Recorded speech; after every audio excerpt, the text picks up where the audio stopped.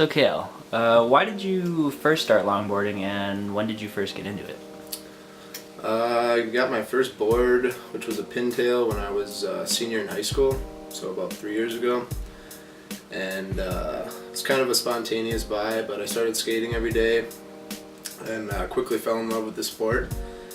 But never really got into the technical or competitive part of it until about 6-7 months ago, last April, last May, somewhere around there.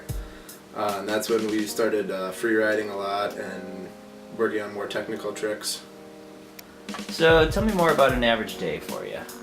Well, when I wake up in the morning, drink my coffee, make some toast with creamy peanut butter, and then I see what classes I have for the day and figure out where I'll be skating in between those classes.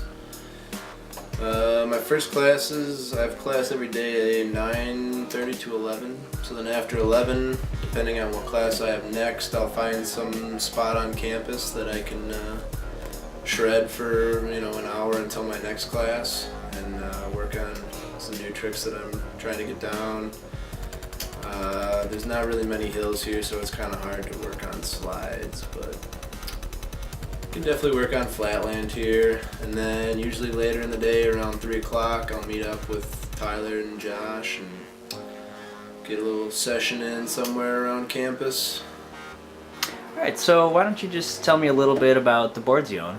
Alright, well the first one I have here is the Komodo by a company called Longboard Larry.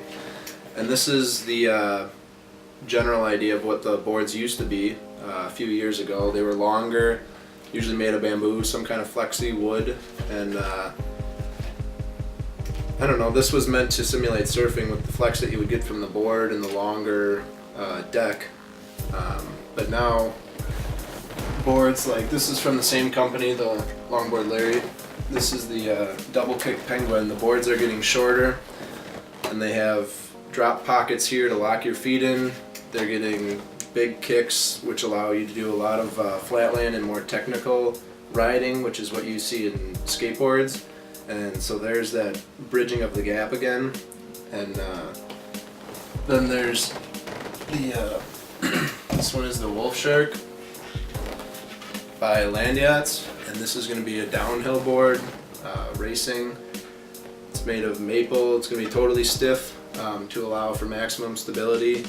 And again, they've got all kinds of weird concaves and lots of different features to help you lock your feet in. And again, this has definitely become, speedboarding has always been around, but this now they're bridging the gap between high-speed free riding and downhill, and the boards are getting more and more unique. So longboarding as a sport has really exploded in the past couple of years. What's your take on that? Well, longboarding was originally invented to simulate surfing, so the boards were generally really long and it was a lot of footwork and dancing being done. But what was kind of cool for me is when I first got into longboarding 3 years ago, it's completely different from what it is today. The boards are getting shorter and they have different features on them, and it's starting to blend the gap between skateboarding and longboarding. A new style of riding called free riding was started, and it's become more and more technical and it's getting a lot faster. It's really fun to see where this industry is taking, and it's been really cool for me because I've been witness to the whole thing and been there through all of it, so it's been really exciting.